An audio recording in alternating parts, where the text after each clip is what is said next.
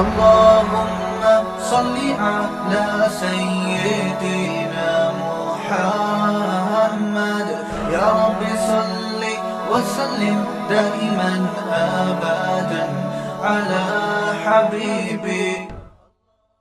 یہ تھا کہ حضرت عثمان کا چونکہ میں رشتہ دار ہوں، بنو امیہ سے میرا تعلق ہے، حضرت عثمان بھی بنو امیہ کے تھے، تو حکومت پہ دباؤ ڈالا جائے کہ حضرت عثمان کے قاتلوں کو چوک پر لٹکایا جائے. یہ گڑبڑ یہاں سے شروع ہوئی ہے. بات آ رہی ہے سمجھ میں؟ حکومت سے مطالبہ ہے کہ حضرت عثمان کے قاتلوں کو چوک پر لٹکایا جائے. یہ مطلب نہیں تھا حضرت معاویہ کا کہ حکومت کا اہل میں ہوں، مجھے خلافت دی جائے، میں علی کو نہیں مانتا یا میں علی کو معاذ اللہ برا سمجھتا ہوں. ایسا نہیں تھا. آج کل بعض لوگ یہ کہتے ہیں کہ حضرت معاویہ کے حکم سے حضرت علی کو گالیاں دی جاتی تھیں. یہ غلط ہے.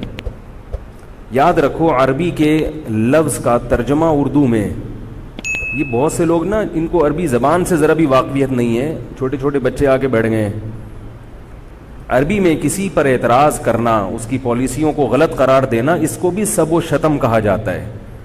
اردو میں ہر جگہ اس کا ترجمہ گالیاں نہیں ہوتا. گالیوں کا مطلب تو ہمارے ہاں کچھ اور سمجھا جاتا. آپ کسی پر اعتراض کر رہے ہو، اس کو تو سب و شتم کہا جائے گا.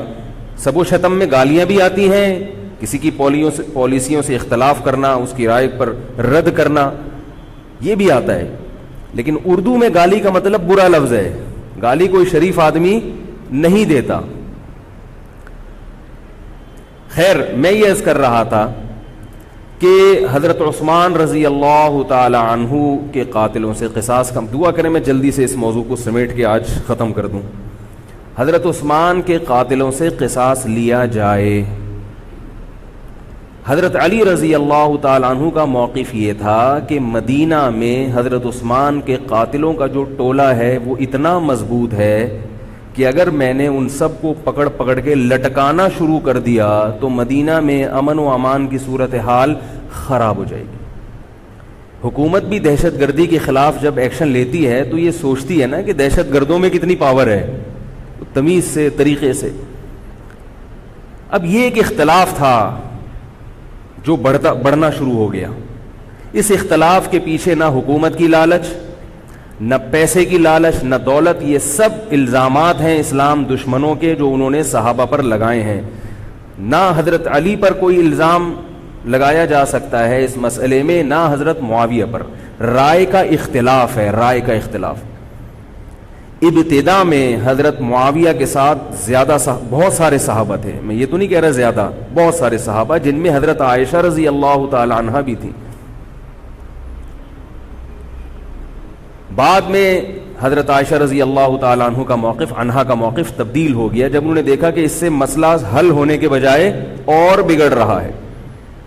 تو حضرت معاویہ نے حضرت علی کی بیعت سے انکار کیا. کہا کہ جب تک حضرت عثمان کے قاتلوں کو چوک پہ نہیں لٹکایا جاتا میں آپ کے ہاتھ پہ بیعت کرنے کے لیے تیار نہیں ہوں. یہ حضرت معاویہ کی رائے تھی.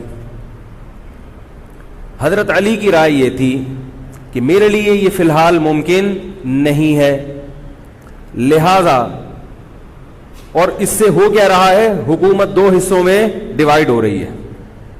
ان کی رائے یہ تھی کہ حضرت معاویہ رضی اللہ تعالی عنہ کو اپنے اس مطالبے سے دستبردار ہو کر میرے ہاتھ پہ بیعت کر لینی چاہیے. اور قرآن کا حکم ہے وَإِن طَائِفَتَانِ مِنَ الْمُؤْمِنِينَ اقْتَتَلُوا فَأَصْلِحُوا بَيْنَهُمَا فَإِن بَغَتْ إِحْدَاهُمَا عَلَى الْأُخْرَى فَقَاتِلُوا الَّتِي تَبْغِي حَتَّى تَفِيءَ إِلَى أَمْرِ اللَّهِ. کہ اگر مسلمانوں کا کوئی فریق بغاوت پہ اتر آئے، حکومت وقت سے لڑائی کرے، قاتل التی تبغی، تو جو طبقہ حکومت کو تسلیم نہیں کر رہا یا حکومت کے خلاف بغاوت کر رہا ہے اس سے قتال کرو. حضرت علی کا موقف یہ تھا کہ قرآن مجید کی یہ آیت مجھ سے مطالبہ کر رہی ہے کہ جو لوگ میرے ہاتھ پہ بیعت نہیں ہو رہے جبکہ میری خلافت قائم ہو چکی ہے، تو میں مسلمانوں میں تاکہ اختلاف اور انتشار نہ ہو میں اس فریق کو تلوار کے زور سے بیعت کرنے پر مجبور کروں. بات آ رہی ہے سمجھ میں کہ نہیں آ رہی ہے؟ آج تو پولیس بھی نہیں بلا سکتے، موبائل ہی نہیں ہے بھائی، بند پڑے ہوئے ہیں، ورنہ میں پولیس بلوا لیتا آج آپ کو بات سمجھانے کے. لیکن میں کہتا ہوں کہ میں پولیس اگر بلواتا، اگر پولیس ہی کو سمجھ میں نہیں آئی، یہ بھی تو بڑا مسئلہ ہے. خیر، تو حضرت علی کا موقف یہ تھا. حضرت معاویہ کا موقف یہ تھا کہ حکومت کے خلاف بغاوت غلط ہے نا. جس کو حکومت مان لیا ہو، جب تک میں نے خلیفہ مانا ہی نہیں ہے تو میرا یہ عمل بغاوت نہیں کہلائے گا. یہ اختلاف رائے ہے، اور یہ اختلاف صحابہ میں بھی ہوا ہے، تابعین میں بھی ہوا ہے، ائمہ مجتہدین میں بھی ہوا ہے، اور آج تک ہوتا آ رہا ہے. اس قسم کے اختلافات مکمل ختم نہیں ہو سکتے. یہ صحابہ میں بھی ہوا ہے. قرآن و حدیث کو سمجھنے کا اختلاف کہا جاتا ہے اس کو. اور اس اختلاف کے بارے میں نبی صلی اللہ علیہ وسلم کی صحیح حدیث ہے، اذا اجتہد المجتہد فإن اصاب فلہ اجران وإن اخطأ فلہ اجر واحد. جب کوئی مجتہد اجتہاد کرتا ہے، کیا مطلب؟ قرآن و حدیث کو سمجھنے کی کوشش کرتا ہے، اگر وہ صحیح نتیجے پر پہنچ جائے تو اس کو 2 اجر ملتے ہیں، اگر غلط نتیجے پر پہنچے تو بھی 1 اجر ملتا ہے اس کو، اس لیے کہ اس کے بس میں جو تھا وہ اس نے کر لیا. اب پیغمبر تو موجود نہیں ہے جو آ کے بتائیں گے کہ یہ صحیح کر رہا ہے، یہ غلط کر رہا ہے. میں نے اپنے ایک استاد سے ایک مرتبہ پوچھا کہ حضرت یہ علماء میں جب اختلاف ہوتا ہے کسی مسئلے میں تو عوام بڑی پریشان ہوتی ہے، کیا کریں ہم؟ انہوں نے فرمایا کہ عوام کو یہ بتاؤ کہ ہم پیغمبر نہیں ہیں اور ہم پیغمبر سے براہ راست مسئلہ پوچھ نہیں سکتے. ہمارے پاس جو قرآن و سنت ہے اور جو فقہائے کرام نے اس قرآن و سنت کی تشریح کی ہے، جو فقہ کی کتابیں ہیں، ہم اس میں دیکھتے ہیں. اب اس میں 2 علماء کی رائے میں اگر اختلاف ہو جائے تو اس اختلاف کو ختم کرنے کا ہمارے پاس کوئی راستہ نہیں ہے. نبی ہوتے تو ہم پوچھ لیتے. جب راستہ نہیں ہے تو بھائی اللہ کے نبی نے فرما دیا کہ جو تمہارے بس میں ہے وہ کر لو. اگر درست بات تک پہنچ گئے ڈبل اجر، نہیں پہنچے تو بھی اجر. اس میں ہمیں بتا دیا کہ اسلام پر عمل کے لیے اتنا کافی ہے کہ جو تمہاری استطاعت میں ہے وہ کر لو. نہیں آئی بات سمجھ میں؟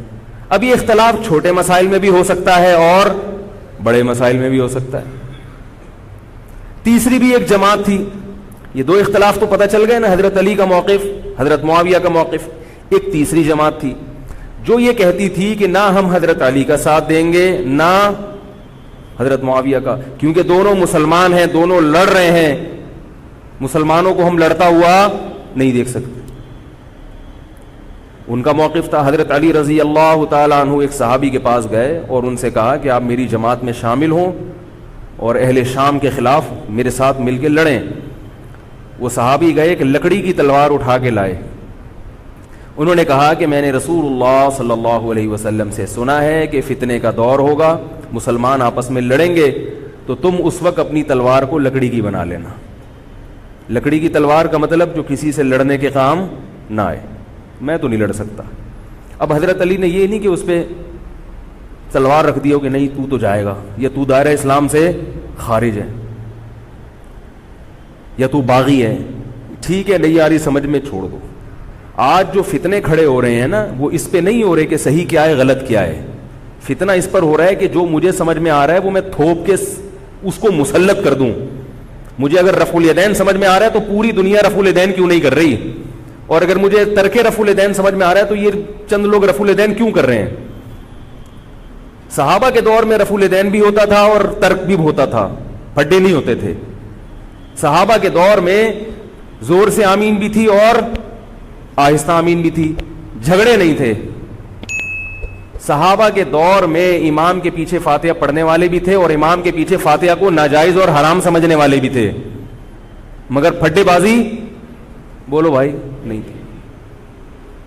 تو حضرت علی رضی اللہ تعالیٰ عنہ نے ان صحابی کو مجبور نہیں کیا.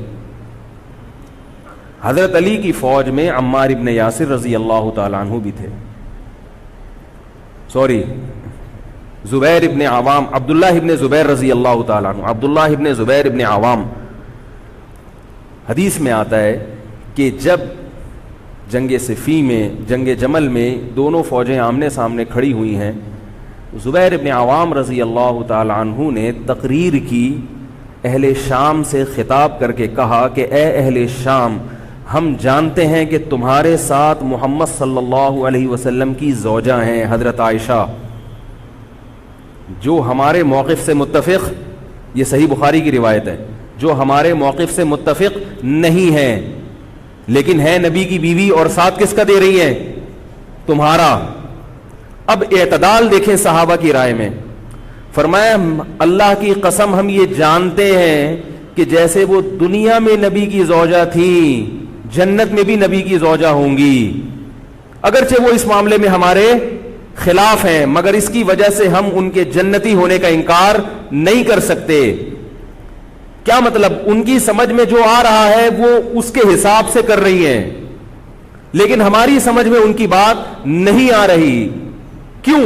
اس لیے فرمایا کہ ہم یہ دیکھ رہے ہیں کہ اللہ ہمیں نبی کی زوجہ عائشہ رضی اللہ تعالی عنہا کے ذریعے آزما رہا ہے کہ تم نبی کی زوجہ کو دیکھتے ہو یا قرآن کے حکم کو دیکھتے ہو۔ قرآن کہہ رہا ہے کہ خلیفہ کے خلاف بغاوت نہیں ہو سکتی، کائنم من کان، بغاوت کرنے والا کوئی بھی کیوں نہ ہو۔ تو نہ چاہتے ہوئے بھی ہم تمہارے خلاف آگے کھڑے ہوئے ہیں۔ خدا کی قسم اس آزمائش میں ہمیں کس نے ڈالا ہے؟ اللہ نے ڈالا ہے۔ وہ لوگ جو حضرت عائشہ رضی اللہ تعالی عنہا پر تہمتیں لگاتے ہیں، جو حضرت معاویہ کو برا بھلا کہتے ہیں، وہ لوگ حضرت علی اور ان کے ساتھیوں سے سبق کیوں نہیں سیکھ لیتے؟ ایک مرتبہ میرے پاس ایک سوال آیا، سوال کرنے والے نے حضرت معاویہ کی شان میں گستاخی کا پورا ایک باب باندھا ہوا تھا۔ اس نے کہا کہ جس نے نبی کے داماد کے خلاف تلوار اٹھائی وہ اسلام میں معاذ اللہ کیسے ہو سکتا ہے، اور ایسے برے برے القاب کہ میں زبان پہ بھی نہیں لا سکتا۔ میری عادت ہے شارٹ کٹ جواب دینے کی، گل ویلے دی تے پھل موسم دا، اتنا ٹائم تھوڑی ہے کہ ہر آدمی کے سوال کو لے کے بیٹھ جائیں۔ میں نے کہا آپ کے جواب میں اتنا کافی ہے کہ یہ وہ الزامات ہیں کہ جس کے خلاف تلوار اٹھائی اس نے بھی یہ الزامات نہیں لگائے، مدعی سست اور گواہ چست۔ نہیں آ رہی میرا خیال ہے بات سمجھ۔ جو حضرت علی کے ساتھ تھے انہوں نے تو یہ کچھ حضرت معاویہ کے خلاف نہیں کہا، انہوں نے تو وہ تو پھر بھی جنتی مان رہے ہیں، ایک دوسرے کی نماز جنازہ میں شریک ہو رہے ہیں، مال غنیمت کو تقسیم نہیں کر رہے، ایک دوسرے کی عورت پہ ہاتھ نہیں اٹھا رہے، احترام کر رہے ہیں، ایک دوسرے کے پیچھے جنگ ختم ہونے کے بعد نمازیں پڑھی جا رہی ہیں۔ اللہ تعالیٰ نے یہ مثال صحابہ کی قائم کی ہے دنیا کو دکھانے کے لیے کہ ان میں اتنا بڑا اختلاف ہو کہ تلواریں بھی چل جائیں تو وہ اختلاف بھی حدود سے تجاوز نہیں کرتا، اور ہمارے چھوٹے چھوٹے اختلافات میں کیا ایک دوسرے کے خلاف بہتان تراشیاں اور زبان درازیاں ہوتی ہیں۔ تو یہ اختلاف تھا حضرت علی اور حضرت معاویہ کا، جس میں تین فریق تھے۔ ایک حضرت علی تھے، ان کا موقف یہ تھا کہ میرے لیے تلوار اٹھانا واجب ہے۔ حضرت علی کے ساتھ جو لوگ تھے ان کا بھی یہ موقف تھا۔ حضرت معاویہ کا یہ موقف تھا کہ میں باغیوں کی فہرست میں آتا نہیں ہوں۔ کیوں نہیں آتا؟ اس لیے نہیں آتا کہ میں نے خلافت کو تسلیم نہیں کیا، اور ان کے ساتھ بھی صحابہ کرام کی ایک جماعت تھی۔ اور تیسرا موقف، بہت سارے صحابہ یہ تھے جو کہتے تھے ہم کسی کا ساتھ نہیں دیں گے، دونوں طرف مسلمان ہیں، ہماری تلوار سے کسی مسلمان کا خون ہو ہم یہ برداشت نہیں کر سکتے۔ ہماری رائے یہ ہے، اہل سنت والجماعت کی رائے یہ ہے کہ یہ ان تینوں فریقوں میں جو برحق تھے وہ حضرت علی تھے، کیونکہ حکومت تھی ان کے پاس۔ باقی جو دونوں فریق تھے صحابہ کرام کے، ان سے غلطی ہوئی ہے، مگر یہ غلطی اجتہادی ہے، یہ نفس پرستی والی غلطی، حکومت کی لالچ والی، دولت کی لالچ والی، یا ہٹ دھرمی والی، یا ضد والی غلطی بولو بھائی نہیں ہے۔ یہ وہ غلطی ہے جس کے بارے میں محمد صلی اللہ علیہ وسلم نے فرمایا کہ اگر مجتہد سے غلطی ہوتی ہے تو بھی اس کو اجر ملتا ہے، کیونکہ اللہ نے قرآن میں فرمایا فاتقوا اللہ ما استطعتم، اللہ سے اتنا ڈرو جتنی تم میں استطاعت ہے۔ تو ان کی جتنی سمجھ میں آیا انہوں نے اس حساب سے کیا۔ تو دو جنگیں ہوئی ہیں، جنگ جمل اور جنگ صفین۔ اب ایک اور بات ہے، تاریخی حقیقت ہے کہ دو جنگوں کے بعد حضرت علی رضی اللہ تعالی عنہ کو خوارج نے شہید کر دیا۔ یہ وہی خوارج جو حضرت عثمان کے قاتل تھے، انہوں نے شہید کس کو کیا؟ حضرت علی کو۔ حضرت علی کی شہادت کے بعد حضرت حسن رضی اللہ تعالی عنہ کی 6 مہینے تقریباً خلافت رہی ہے۔ حضرت حسن رضی اللہ تعالی عنہ نے امت میں جوڑ پیدا کرنے کے لیے حضرت معاویہ رضی اللہ تعالیٰ عنہ سے سلو کر لی اور خلافت سے دستبردار ہو کر حضرت معاویہ کے ہاتھ پر بیعت ہو گئے. نہیں آ رہی میرا خیال, پولیس کو فون کریں یار, بہت اہم بات ہے یہ, اس کو اچھی طرح سمجھ لیں, اللہ کرے سمجھ میں آ جائے. تو جب یہ ہو گیا تو مسئلہ ختم ہو گیا نا.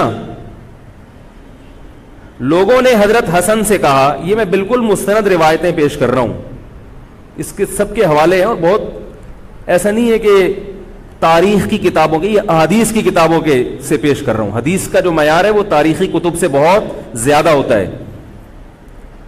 لوگوں نے حضرت حسن سے یہ کہا کہ یہ تو عار اور ذلت کی بات ہے کہ آپ کے والد نے جس کے خلاف 2 جنگیں لڑی ہوں, تو آپ اپنے والد کی جس سے دشمنی رہی ہو, بیٹا اس سے بیعت ہو رہا ہے. ہمارے ہاں اس کا تصور ہے.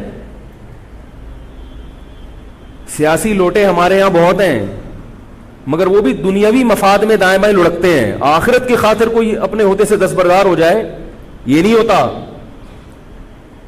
حضرت حسن اہل بیت میں سے ہیں. حضرت حسن بیعت ہو گئے کس کے ہاتھ پر؟ حضرت معاویہ. لوگوں نے کہا یہ عار اور ذلت کی بات ہے, تو حضرت حسن کے وہ تاریخی الفاظ ہیں کہ میں دنیا کی ذلت کو جہنم کی آگ پر ترجیح دیتا ہوں. کیا مطلب؟ میں مسلمانوں کو آپس میں لڑتا ہوا نہیں دیکھ سکتا, میں نہیں لڑتا ہوا دیکھ سکتا. اب کوئی اس بیس پر حضرت علی پہ الزام لگائے کہ اس کا مطلب وہ لڑتا ہوا دیکھ سکتے تھے. بھائی ان کا جو موقف تھا, جو ان کی سمجھ میں آیا وہ انہوں نے کیا. حضرت حسن کا موقف اپنے والد کے موقف سے مختلف تھا, یہ اختلاف رائے ہو سکتا ہے. ان کا موقف یہ تھا کہ بھئی حضرت معاویہ حکومت کے اہل ہوں یا نہ ہوں یہ ایک الگ بحث ہے, اگر میں ان کے مقابلے میں متوازی حکومت قائم کروں گا تو پھر مطالبہ ہوگا حضرت عثمان کے قاتل سے قصاص, جو کہ ممکن نہیں ہے, اور پھر یہ لڑائی آگے چلے گی. بہتر ہے کہ دستبردار ہو جاؤ کہ حضرت آپ ہمارے خلیفہ ہیں, آپ ہمارے امیر ہیں. نبی صلی اللہ علیہ وسلم اس کی پیشگوئی پہلے کر چکے تھے.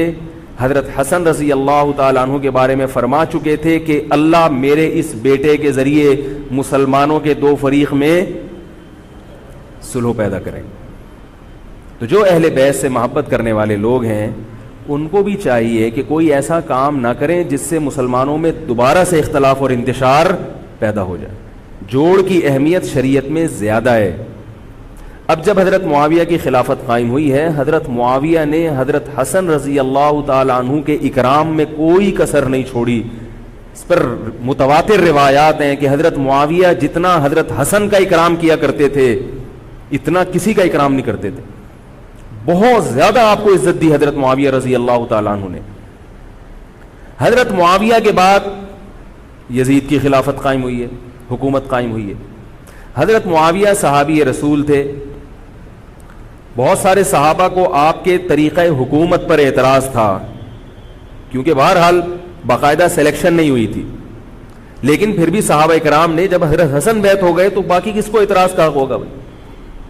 پھر حضرت معاویہ رضی اللہ تعالیٰ عنہ کے دور میں بہت جہاد ہوا ہے. اسلامی خلافت, ہمارا جو بر صغیر میں اسلام آیا ہے اس کا بہت بڑا حصہ حضرت معاویہ کے دور میں اسلام آیا. یہاں حضرت معاویہ کے بعد جب یزید خلیفہ بنا ہے مسلمانوں کا, تو بہت سارے صحابہ نے یزید کے ہاتھ پہ, بہت سارے تو نہیں, چند صحابہ نے یزید کے ہاتھ پر بیعت کرنے سے انکار کر دیا. وہ اتنے تھوڑے صحابہ ہیں جن کو انگلیوں پہ گنا جا سکتا ہے, جن میں حضرت حسین بھی تھے, حضرت حسن نہیں, حضرت حسن کے بھائی, بولو بھائی, حضرت حسین. جمہور صحابہ کا موقف یہ تھا کہ یزید کا طریقہ خلافت اگرچہ غلط ہے, طریقہ حکومت اگرچہ غلط ہے, مگر رسول اللہ صلی اللہ علیہ وسلم کی صحیح احادیث موجود ہیں. نبی صلی اللہ علیہ وسلم نے فرمایا, صحیح بخاری کی حدیث ہے, اسمعوا واطیعوا ولو سلط علیکم رجل حبشی کأن رأسہ ذبیبہ. آپ صلی اللہ علیہ وسلم نے فرمایا, سنو اور اطاعت کرو اگرچہ تم پر کوئی حبشی غلام مسلط کر دیا جائے جس کا سر کشمش کی طرح پچکا ہوا ہو. کیا مطلب؟ سلیکشن نہیں ہوئی بلکہ زبردستی مسلط ہو گیا کسی بھی طرح سے, اور جو مسلط ہوا وہ کسی بھی لحاظ سے حکومت کرنے کا اہل نہیں ہے, غلام ہے, غلام کبھی بھی حکومت کا اہل نہیں ہوتا, اور غلام بھی حبشی, کالا کلوٹا, گوروں سے جس کو ویسے ہی تبھی نفرت ہو, بھائی ہم سارے سفید ہیں اور یہ ایک بلیک کہاں سے آ گیا دوسری قوم کا آدمی. انسان دوسری قوم کے آدمی کو قبول نہیں کرتا, قوم بھی دوسری, اور فرمایا شکل بھی اچھی نہیں ہے. بھائی حاکم کم از کم شکل کا اچھا ہو تو اطاعت کرتے ہوئے مزہ آتا ہے, شکل بھی اچھی نہ ہو تو آدمی کہتا ہے یار اس کی مانوں میں, عجیب سا ہے یہ فطرت ہے انسان کی. لوگ کوشش کرتے ہیں امام لائیں تو شکل بھی اچھی ہو اس کی, یہ کوشش کرتے ہیں لوگ, امام میں پتہ نہیں کیا کیا دیکھ رہے ہوتے ہیں. تو کیا ہے, شکل بھی اچھی نہیں ہے اور عقل بھی نہیں ہے, سر پچکا ہوا ہے کس کی طرح, کشمش کی طرح. صحیح ہے بخاری کی حدیث. مطلب یہ کہ کسی بھی لحاظ سے نہ لک وائز اچھا لگ رہا ہے آپ کو, نہ اس کے اندر صلاحیتیں ہیں, مگر مسلط ہو گیا, کسی نے بھی مسلط کر دیا, تو آپ نے فرمایا اب اس کے خلاف بغاوت نہیں کرنی, اس کی اطاعت کرنی ہے. آپ کہیں گے یہ کیسا حکم ہے بھائی اسلام کا, ایک آدمی نا اہل ہے مگر اس کی مان کے چلو تو مروا دے گا. یہ اس لیے اسلام نے حکم دیا ہے کہ اس کے پاس پاور تھی تو مسلط ہوا ہے نا, کیا خیال ہے بھائی. تو اب جب اس کے خلاف چلو گے تو اس سے وہ ہٹنے والا نہیں ہے, وہ خون خرابہ کر دے گا, قتل و غارت کرے گا اور فساد پیدا کر دے گا وہ, کیونکہ اگر وہ کمزور ہوتا تو خلیفہ بنتا نہیں. وہ خلیفہ کی, حاکم کی ڈیفینیشن کیا ہے, جس کے پاس قوت نافذہ ہو.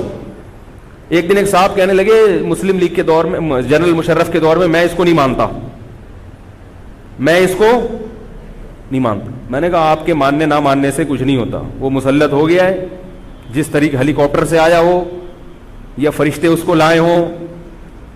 کیونکہ حاکم کی جو ڈیفینیشن ہے کہ جس کے پاس قوت نافذہ ہو, قوت نافذہ اردو کا گاڑا لفظ ہے, قوت نافذہ کہتے ہیں کہ جب وہ کچھ کہتا ہو تو کر کے دکھا سکتا ہو, چاہے فوج کے ذریعے, چاہے پولیس کے ذریعے, چاہے کسی بھی طریقے. ایک آدمی کو پوری قوم نے سلیکٹ کر لیا مگر اس کی سنتا کوئی نہیں ہے, وہ کچھ کہتا ہے تو اس کے منہ سے الفاظ نکل کے ہوا میں تحلیل ہو جاتے ہیں, چلتی کسی اور کی ہے, وہ جو کہتا ہے کر کے دکھا دیتا ہے. تو اصل حاکم کون ہے, جو کہتا ہے اور کر کے دکھا دیتا.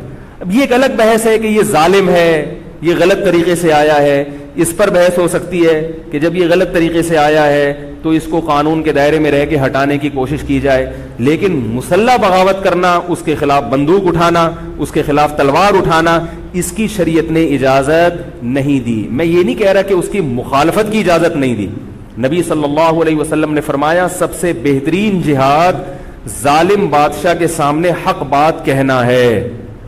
کہنے کی حد تک آپ کو مخالفت کی اجازت ہے کہ بھائی یہ جو وزیر اعظم کا بیان آیا ہے یہ بیان ملک کا بیڑا غرق کر دے گا, ان کی پالیسیاں صحیح, جیسے آج کل ہو رہا ہے کہ اخباروں میں کالم نگار اپنی اپنی رائے لکھتے ہیں حکمرانوں کے بارے میں, لکھنے کی حد تک, بولنے کی حد تک ہے. آپ مسلح دستہ لے کے بغاوت کرنے پر آ جائیں, اس کی شریعت نے اجازت, بول لو بھائی کچھ نہیں ہوتا. یہ قرآن اور سنت سے بات ثابت ہے, اس کی شریعت نے اجازت نہیں دی ہے, کیونکہ آپ یہ کریں گے تو اللہ نے دنیا کو اسباب کے ساتھ جوڑا ہوا ہے. آپ کے پاس کچھ بھی نہیں ہے, نہ آپ کے پاس ٹینک ہے, نہ آپ کے پاس آرمی ہے, نہ آپ کے پاس پولیس ہے, آپ کے پاس صرف جذبہ ہے. خالی جذبہ اگر کارآمد ہوتا تو نوح علیہ الصلوۃ والسلام اور آپ کے ساتھ جو 40 افراد تھے ان میں بہت جذبہ تھا, مگر ایک طرف پوری دنیا تھی. اللہ نے جہاد کا حکم نہیں دیا. اللہ تعالیٰ نے اس دنیا کو صرف جذبات کے ساتھ یا ایمان کے ساتھ منسلک نہیں کیا, اس دنیا کو دارالاسباب بنایا ہے.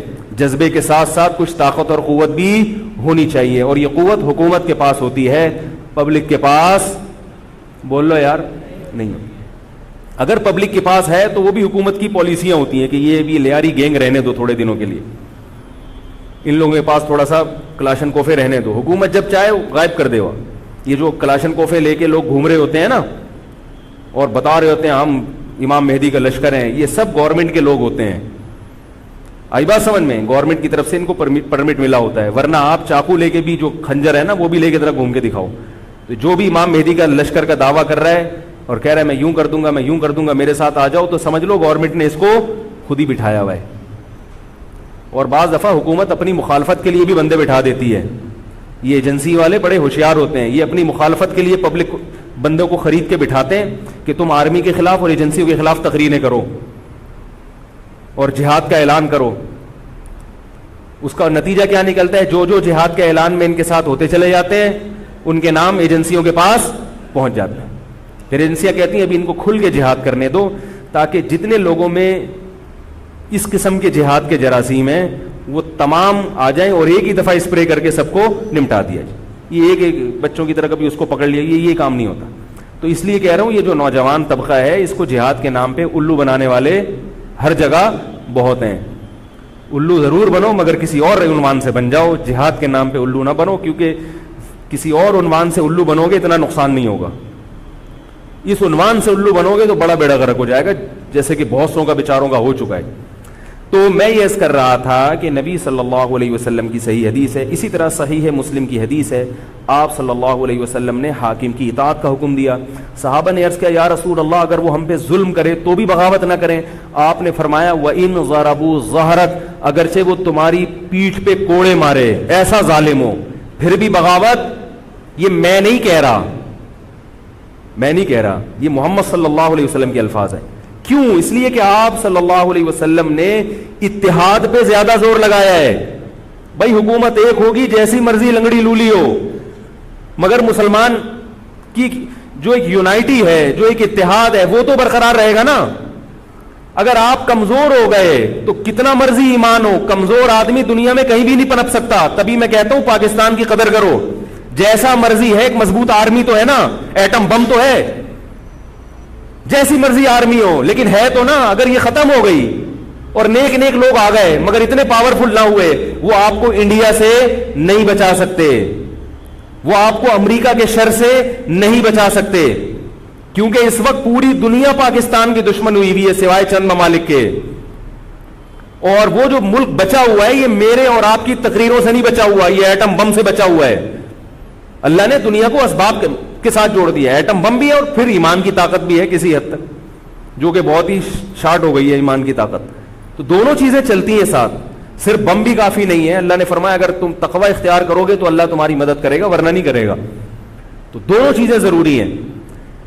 تو حضرت معاویہ کے بعد یزید کے بارے میں جمہور صحابہ کا موقف یہ تھا کہ یہ جیسا مرضی ہو, ظالم ہو, عادل ہو, یہ ایک الگ بحث ہے, مگر ہے بہرحال یہی.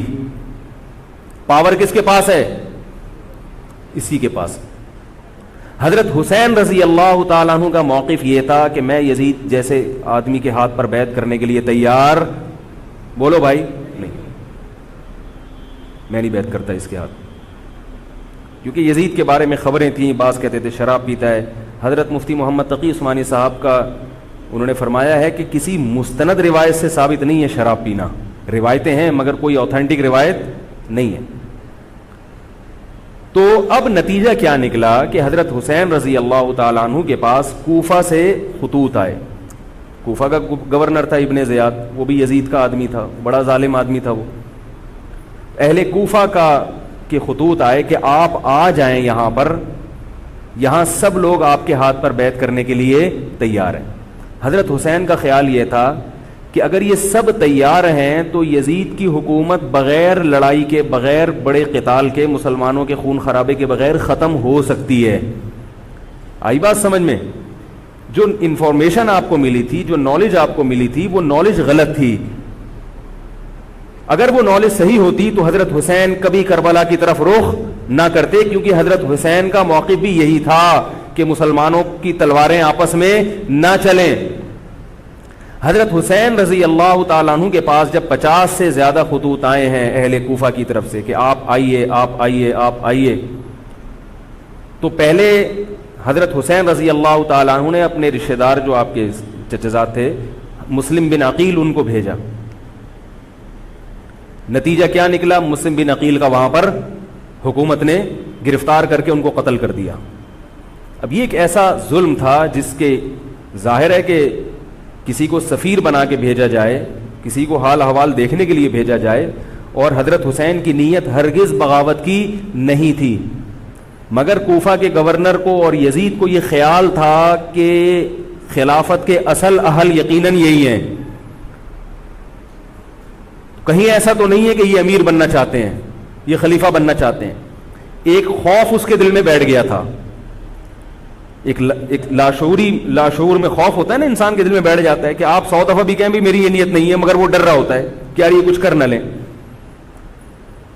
تو جب مسلم بن عقیل کو شہید کیا گیا, حضرت حسین رضی اللہ تعالی عنہ جا چکے تھے. جب حضرت حسین رضی اللہ تعالی عنہ کوفہ کی طرف جا رہے تھے, بہت سارے صحابہ نے آپ کو منع کیا, جن میں عبداللہ ابن عمر رضی اللہ تعالی عنہ بھی تھے, عبداللہ ابن عباس رضی اللہ تعالی عنہ بھی, کہ آپ یہ کام نہ کریں. بعض نے تو کہا کہ ہمیں آپ کی شہادت کا یقین ہے, کیونکہ جس حالات میں آپ جا رہے ہیں حکومت یہ سمجھے گی کہ بغاوت کرنے آ رہے ہیں, لہذا وہ آپ کو کیا کرے گی, اس بیس پہ قتل نہیں کرے گی کہ آپ نواسہ رسول ہیں, کیونکہ وہ بھی مسلمان تھے. اس بیس پہ قتل کرے گی کہ آپ کی نیت کیا ہے, حکومت کے خلاف بغاوت. تو ان کے پاس ایک اپنے آپ کو برحق ثابت کرنے کے لیے ایک دلیل ہوگی کہ حکومت کا باغی جو بھی ہو اسے کیا کر دو, قتل. رسول اللہ صلی اللہ علیہ وسلم نے فرمایا, صحیح حدیث ہے, کہ جب مسلمان کسی ایک امیر پہ جمع ہو جائیں تو اس کے خلاف جو بھی اٹھے, نبی نے فرمایا اس کو قتل کر دو, کائنم من کان, چاہے وہ اس کے خلاف اٹھنے والا کتنا ہی نیک کیوں نہ ہو. یہ حدیث کے الفاظ ہیں. حضرت حسین کا موقف یہ تھا کہ میں نے ابھی تک یزید کی خلافت اور حکومت کو تسلیم نہیں کیا, لہذا میں اس وعید میں داخل نہیں ہوں. اب ہوا یہ کہ حضرت حسین رضی اللہ تعالی عنہ جب گئے ہیں اور کربلا کے مقام پہ پہنچے ہیں, تو وہاں آپ رضی اللہ تعالیٰ عنہ کو مسلم بن عقیل کی شہادت کا بھی پتہ چلا, اور اندازہ ہوا, میں بہت شارٹ کر کے سنا رہا ہوں, اندازہ ہوا کہ حالات ایسے نہیں ہیں جیسے میں سمجھ رہا تھا. عبید اللہ جو ابن زیاد تھا بدبخت, اس نے حضرت حسین کو یہ کہا کہ بغیر کسی شرط کے حضرت حسین کو گرفتار کر کے لاؤ اور میرے ہاتھ پر بیعت کراؤ. یہ رسول اللہ صلی اللہ علیہ وسلم کے نواسے کی توہین تھی کہ آپ صلی اللہ علیہ وسلم کے نواسے ہیں اور ان کے ساتھ ایسے معاملہ کیا جائے جیسے ایک عام شخص کے ساتھ معاملہ کرتے ہیں. ان کو گرفتار کر کے معاذ اللہ گھسیٹ کے لاؤ اور میرے ہاتھ پر بیعت پر کیا کرو, ان کو مجبور کرو.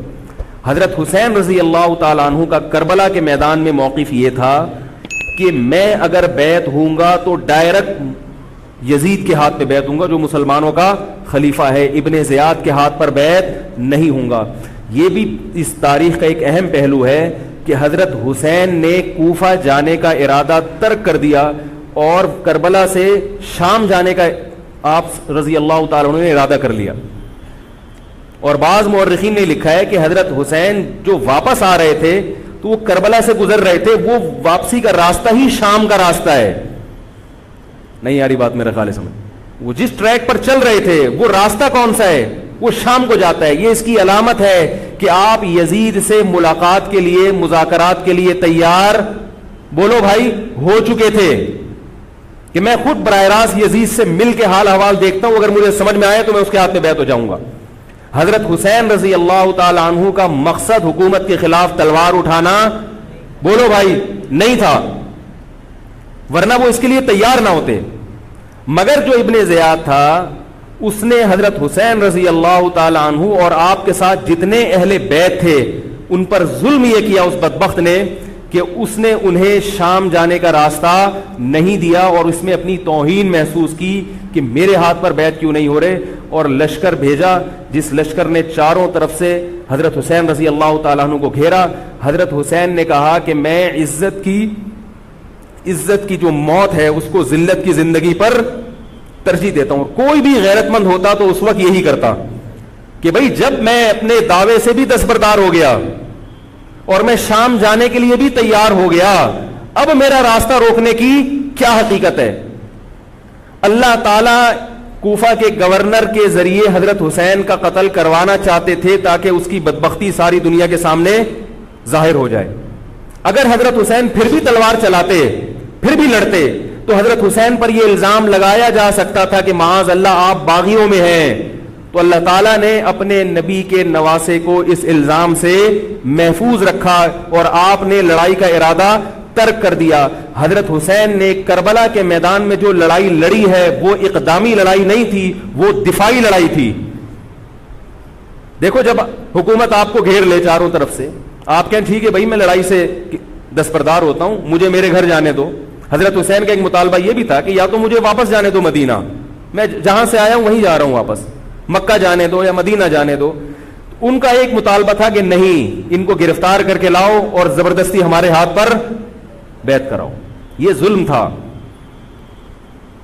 نتیجہ کیا نکلا ہے کہ کربلا کے میدان میں آپ کو گھیر کر آپ کو بھی شہید کر دیا گیا, اور جتنے اہل بیت تھے مرد سوائے امام زین العابدین کے جو حضرت حسین رضی اللہ, حضرت حسن کے بیٹے تھے, ان کے علاوہ جتنے بھی اہل بیت تھے ان سب کو قتل کر دیا گیا.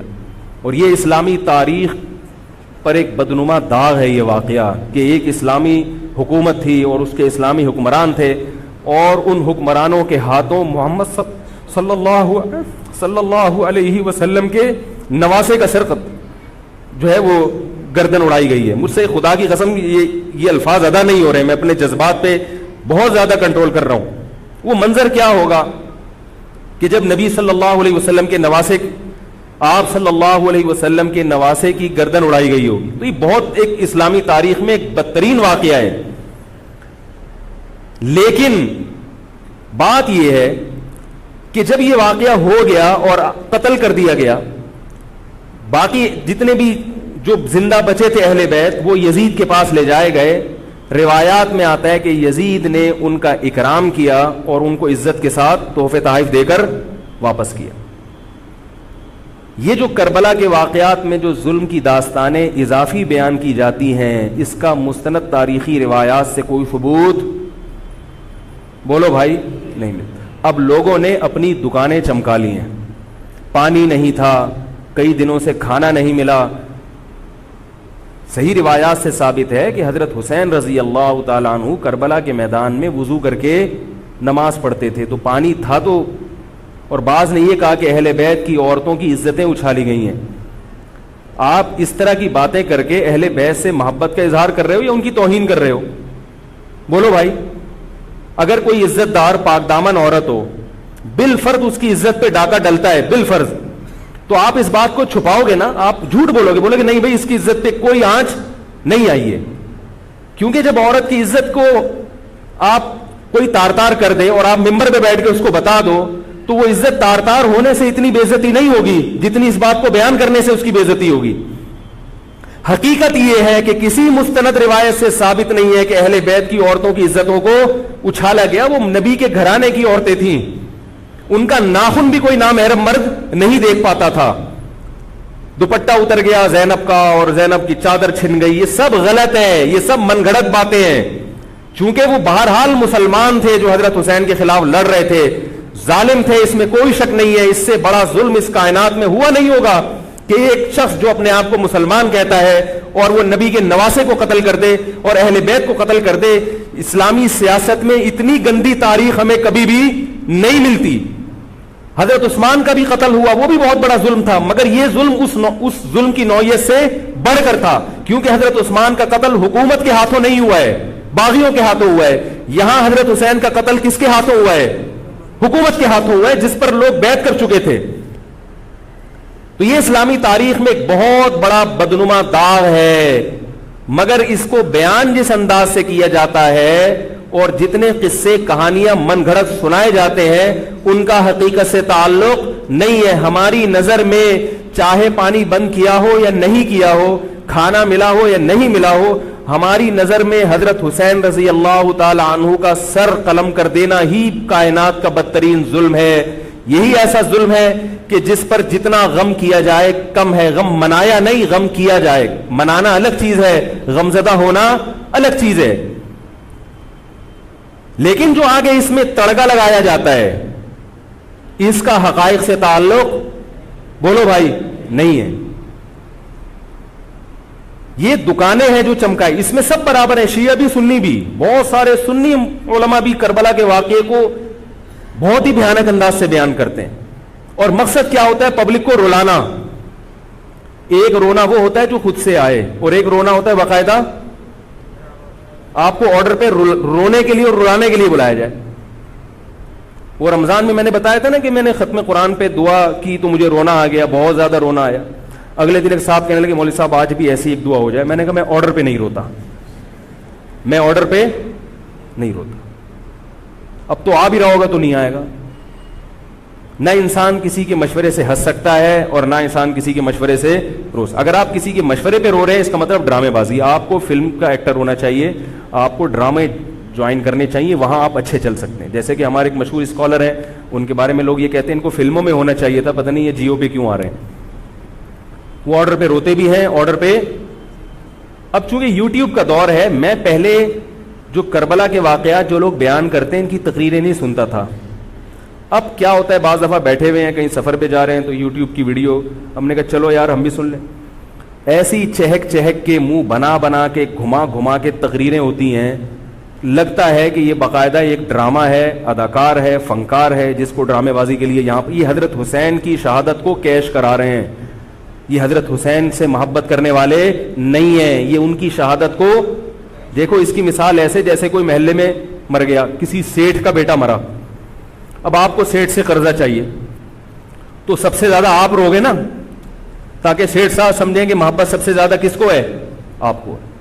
تو آپ اس کی بیٹے کی موت کو کیا کرا رہے ہو, کیش کرا رہے ہو. بعض لوگ کسی کی شہادت کو کیش کراتے ہیں, کسی پہ ظلم کو کیش کراتے ہیں. تو میں پھر عرض کروں کہ بہت بدترین واقعہ ہے. حضرت حسین رضی اللہ تعالیٰ عنہ کا سر لے جایا گیا یزید کے پاس. یزید بدبخت نے چھڑی سے آپ کے ہونٹوں کو چھوا. وہاں صحابی رسول نے فرمایا کہ ایسا مت کرو. فرمایا اللہ کی قسم میں نے ان ہونٹوں پہ بارہا محمد صلی اللہ علیہ وسلم کے ہونٹ رکھے ہوئے دیکھا ہے. بارہا میں نے دیکھا ہے کہ محمد صلی اللہ علیہ وسلم نے ان ہونٹوں کا بوسہ لیا ہے. بارہا میں نے دیکھا ہے. ان صحابی کے دل پہ کیا گزر رہی ہوگی جو حضرت حسین کے ساتھ یہ حرکت دیکھ رہے ہوں گے, جبکہ اسی حسین کو انہوں نے بارہا نبی کی گود میں بھی دیکھا اور بارہا نبی کے ہونٹوں کو بھی ان ہونٹوں سے مس ہوتے ہوئے دیکھا. تو جب یہ سر ان کے سامنے رکھا ہوگا اور اس کے ساتھ یہ حرکت ہو رہی ہوگی, ان صحابی کے جذبات کیا ہوں گے. مگر اس کے باوجود جو بتانے کی بات ہے, جو میں بتانا چاہتا ہوں, انہوں نے یزید کے خلاف بغاوت نہیں کی کہ جس یزید نے حضرت حسین کا یہ حشر کر دیا ہو, اگر اس کے خلاف بغاوت ہوگی تو باقی مسلمانوں کا کیا حشر کرے گا. تو اس میں صبر کی تلقین بھی صحابہ نے بتائی ہے کہ حاکم کے مظالم کو برداشت کیا جائے, زبان سے اس کو ہائی لائٹ کیا جائے کہ غلط ہو رہا ہے, تلوار نہ اٹھائی جائے. بات نہیں آ رہی میرے خیال ہے سمجھ میں, کیونکہ آج ایک واقعہ ہوا ہے, ورنہ کربلا جیسے درجنوں اور واقعات ہو جائیں گے. تو صحابہ کرام کی سیرت میں ہمیں ہر طرح کے اسباق ملتے ہیں. تو میں یہ عرض کر رہا تھا کہ یہ ہے وہ کربلا کا واقعہ جس کا میں نے آپ کو خلاصہ بیان کیا. اس کے بعد کیا ہوا ہے کہ یہ جو بنو امیہ کی حکومت تھی, اس کی وہ ویلیو صحابہ کرام کے دل میں نہ رہی جو پہلے کسی حد تک برقرار تھی. یہ بہت ایک حکومت کے خلاف لوگوں کے دل میں بغض پیدا ہو گیا اور بالآخر بغاوتیں شروع ہوئیں. لیکن جمہور صحابہ کا موقف پھر بھی یہی تھا کہ حکومت کے خلاف بغاوت جائز, بولو بھائی, نہیں. اور اسی طرح کے ظالم لوگ آتے رہے اور انہی کی اولادوں میں بنو امیہ میں اللہ نے پھر عمر ابن عبدالعزیز کو پیدا کیا. عمر ابن عبدالعزیز بھی انہی ظالم لوگوں کی اولاد تھے, مگر اسلام چونکہ قیامت تک رہنے کے لیے آیا ہے تو اللہ کو اپنا دین محبوب ہے, اللہ غیب سے انتظام کرتے ہیں. عمر ابن عبدالعزیز جیسے ہی حکومت میں آئے ہیں, خلیفہ بنے ہیں, آپ رضی اللہ تعالی عنہ نے وہ بنو امیہ کی جو جاہلانہ چیزیں تھیں ان سب کو ختم کر دیا. حکومتی ملکیت کو جو ذاتی خزانہ لوگ سمجھنا شروع کر دیا تھا اس کو ختم کیا. عمر بن عبدالعزیز کی ایک تاریخ ہے, ان کو 5واں خلیفہ راشد کہا جاتا ہے. علم حدیث کو مرتب کیا گیا, فقہ کو مرتب کیا گیا, حدیث کا علم ضائع ہو رہا تھا. آپ نے حکم دیا کہ اکتب ما کان من حدیث رسول اللہ صلی اللہ علیہ وسلم فإنی اخاف ضیاع العلم والعلماء. فرمایا مجھے علم اور علماء کے ضائع ہونے کا خطرہ ہے, محمد صلی اللہ علیہ وسلم کی حدیثوں کو ریٹن فارم میں لایا جائے. تو باقاعدہ پھر احادیث کو باقاعدہ جمع کیا گیا کتابوں کی شکل میں, اور آج ہمارے پاس وہ حدیث محفوظ ہیں. فقہائے کرام کا دور آیا تو اللہ تعالیٰ نے حضرت عمر بن عبدالعزیز کے دور میں امت کو الحمدللہ دوبارہ جمع کر دیا. عمر بن عبدالعزیز کے بعد پھر بغاوتیں ہوئیں, بالآخر بنو امیہ کی حکومت کا خاتمہ ہوا, بنو عباس کی حکومت آئی. مگر بنو عباس کی حکومت آنے سے بنو امیہ کی حکومت مکمل ختم نہیں ہوئی. وہی ہوا کہ آپ نے اچھی نیت سے بغاوت کی مگر اس کا نقصان زیادہ. وہ کیا ہوا؟ بنو امیہ بھاگ گئے, اندلس میں حکومت قائم کر لی, اور ادھر بنو عباس کی. تو یہ تاریخ میں پہلا واقعہ تھا کہ اسلامی خلافت دو حصوں میں ڈیوائیڈ ہو گئی. اس کے بعد آج تک ایک جگہ مسلمان جمع نہیں ہو سکے. کیوں؟ مسلمانوں نے اس حدیث کی مخالفت کی کہ امیر کے خلاف بغاوت بولو بھائی نہیں کرو. اب میں آپ سے ایک بات کہتا ہوں کہ بالآخر ڈیوائیڈ ہوتے ہوتے ہوتے ہوتے آج پتہ نہیں کتنے سارے اسلامی ملک بن گئے. پاکستان میں الگ ہے, سعودی عرب کی پالیسیاں الگ ہیں, دبئی الگ چل رہا ہے, قطر اور سعودیہ کا پھڈا ختم نہیں ہو رہا. 1920 تک تو پھر بھی خلافت عثمانیہ تھی, اگرچہ پوری دنیا پہ نہیں تھی. ہندوستان میں الگ حکومت تھی, خلافت عثمانیہ الگ تھی, اندلس میں الگ حکومت تھی, مگر پھر بھی مسلمانوں کی 3-4 بڑی بڑی حکومتیں تھیں جو ایک, اور کسی حد تک ان میں اتحاد تھا. 1920 میں وہ بھی ختم, اور اتنے سارے ممالک وجود میں آ گئے, سب کی الگ الگ پالیسیاں ہیں. اب جو آدمی خلافت کے نام پہ جہاد کی بات کرتا ہے وہ لوگوں کو ایک امیر پہ جمع نہیں کرے گا. جتنے ملک بن چکے ہیں نا, ان کو مزید توڑ کے, اگر یہ 20 ہیں تو 40 بنا دے گا ان کو. بہت مشکل ہے سمجھانا بھائی. اب اگر کوئی کہتا ہے نا ظالم حاکم کے خلاف تحریک چلاؤ, آؤ ہمارے ساتھ مسلح بغاوت میں شامل ہو, ہم حکومت کے خلاف تلوار اٹھائیں گے, تو نتیجہ کیا نکلے گا؟ یہ سارے مل کے ایک امیر نہیں بن جائیں گے. یہ اگر 20 ہے نا تو کتنے ہو جائیں گے؟ بولو بھائی 40. جیسے جو جماعت المسلمین بنی نا کہ 4 فقہ ہیں, حنفی, شافعی, مالکی, ہم بھی ہم نہیں مانتے, تو سب کو ختم کرو, ایک بناؤ. تو اس ایک بننے سے یہ ختم نہیں ہوئے, بلکہ 4 کے بعد کتنے ہو گئے؟ 5 ہو گئے. نہیں آ رہی بات میرا خیال؟ آ رہی ہے الحمدللہ. اور بھی جو بھی اس کی باتیں کر رہے ہیں نا امت کو اتحاد کے لیے, آ جاؤ میرے پاس آ جاؤ, تو وہ 6واں بنا رہا ہے, 7واں بنا رہا ہے, پھر 8واں بنا رہا ہے, ایسے بنتے چلے جا رہے ہیں. او بھائی جو ہے وہاں بریک لگا دو, اللہ کا واسطہ روک دو ان کو, کوئی بات نہیں, 4 ہیں, جو جس کو فالو کرے ٹھیک ہے, کچھ نہیں ہوتا اس سے, ہمیشہ سے چلے آ رہے ہیں. تو اب اگر ایک خلیفہ نہیں ہے, ہونا تو چاہیے ایک ہی خلیفہ, نہیں ہے تو جو ہے اسی پہ گزارا کرو, ورنہ اس سے بھی جاؤ گے, تمہاری کوئی مضبوط طاقت اور قوت ہوگی نہیں. کافر جب چاہے گا تمہیں ٹیشو پیپر کی طرح استعمال کر کے پھینک دے گا. تو کربلا کے واقعہ سے ہمیں کیا سبق ملتا ہے؟ علامہ ابن تیمیہ رحمہ اللہ تعالی فرماتے ہیں کہ جمہور صحابہ کی جو رائے تھی, حضرت حسین رضی اللہ تعالیٰ عنہ کی بھی اپنی ایک رائے تھی, مگر ابن تیمیہ رحمہ اللہ فرماتے ہیں کہ اگر حضرت حسین رضی اللہ تعالیٰ عنہ کربلا کی طرف خروج نہ کرتے تو ابن تیمیہ کی رائے یہ ہے کہ یہ زیادہ بہتر تھا. اب آپ کہیں گے کہ صحابی رسول کی رائے سے اختلاف کر رہے ہیں, نہ, وہ کہہ رہے ہیں وہ جو جمہور صحابہ تھے جو حضرت حسین کو منع کر رہے تھے وہ بھی تو صحابہ تھے. حضرت حسن بھی تو صحابی تھے. حضرت حسن نے حضرت معاویہ کے خلاف لڑائی نہیں لڑی. تو صحابہ کی 2 رائے تھی, جمہور ایک طرف تھے. تو فرماتے ہیں اگر یہ نہ ہوتا تو زیادہ بہتر تھا. لیکن حضرت حسین رضی اللہ تعالی عنہ کے بارے میں ہمارا موقف یہ ہے کہ وہ یہ سب کچھ اس وقت کے جو حالات تھے اس میں کوئی بھی ہوتا اور غیرت مند ہوتا تو وہ یہ کرنے پر مجبور تھا. اور اس میں دھوکہ کس نے دیا حضرت حسین کو؟ اہل کوفہ نے, جس کا حضرت حسین کو علم نہیں ہو سکا. اب میں آپ سے ایک بات عرض کر رہا ہوں, یہ تو میں نے کربلا کی تاریخ کا آپ کو خلاصہ بیان کیا ہے. اس میں جو میں نے ایک دعویٰ کیا کہ اس میں مظالم جو بیان کیے جاتے ہیں اس میں غلو ہے بہت, اس غلو کی ایک دلیل گل ویلے دی تے پھل موسم دا. اب میں آپ کو تاریخی کتابوں کے حوالے دوں, وہ بہت لمبی بات ہوگی, اس میں بہت تضاد ہے. آپ یہ جو خطیب ہے نا جو کربلا کے مظالم بیان کرتے ہیں, ان خطیبوں کے بیان سنیں, ہر آدمی کا بیان دوسرے سے مختلف ہوگا. یہ خود اس کی علامت ہے, یہ کسی ایک بات پر ٹکنے کے لیے تیار نہیں ہے. ان کا مقصد ہے رونا اور پبلک کو رلانا. رونے کا اپنا ایک مزہ ہے. آپ کہیں گے بھائی رلانے میں کیا ملتا ہے؟ بھائی جیسے ہنسنے کا مزہ ہے ایسے ہی آرڈر پہ باقاعدہ رونے کا بھی ایک تو رونا غم سے ہو رہا ہوتا ہے, اس میں مزہ نہیں آتا. ایک آرڈر پہ جب انسان روتا ہے اس کا اپنا ایک مزہ ہے. تو اللہ کے بندو, حضرت حسین کی شہادت کو کیش مت کراؤ. صحابہ کرام پہ جو مظالم ہوئے ہیں ان کو آپ اپنی ذات کو چمکانے کا اور اپنی دکانداری کا ذریعہ نہ بنائیں, چاہے کوئی سنی ہو یا شیعہ ہو. بعض سنی لوگ بھی بے وقت تڑکا لگاتے ہیں اس میں. تو ایسا نہیں ہے. اس بارے میں نے جو اسٹڈی کی ہے, مطالعہ کیا ہے, سب سے زیادہ مضبوط تحریر, سب سے زیادہ مضبوط موقف حضرت مفتی محمد تقی عثمانی صاحب دامت برکاتہم کا ہے. حضرت مفتی محمد تقی عثمانی صاحب دامت برکاتہم کی شخصیت ایسی ہے, دیکھو جو مولوی ہوتا ہے نا وہ مولویوں کو سمجھتا ہے, پبلک نہیں سمجھتی. ڈاکٹر کو پتا ہے نا کہ کون سا ڈاکٹر اچھا ہے کون سا گڑبڑ ہے. عام آدمی تو اس کو اچھا سمجھیں گے جو لوگوں کو الو بنا رہا ہے. پبلک کو نہیں پتا ہوتا کہ کس میں کتنا دم ہے.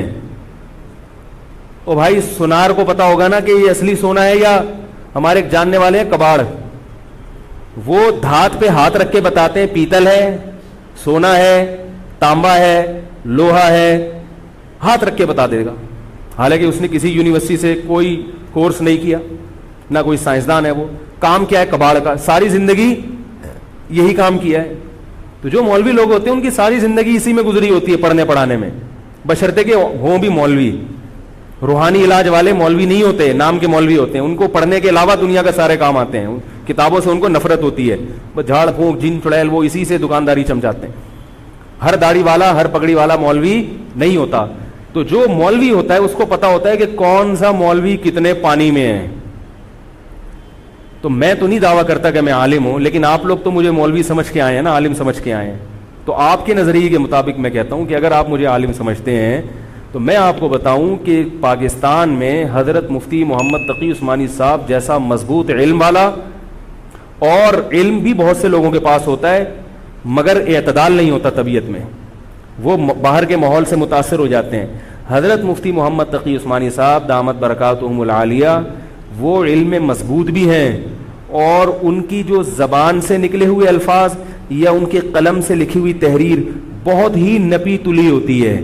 ایک حرف بھی اس میں غیر ضروری نہیں ہوتا, اور ایک حرف بھی ایسا نہیں ہوتا جو ضروری ہو اور نہ آیا ہو اس میں.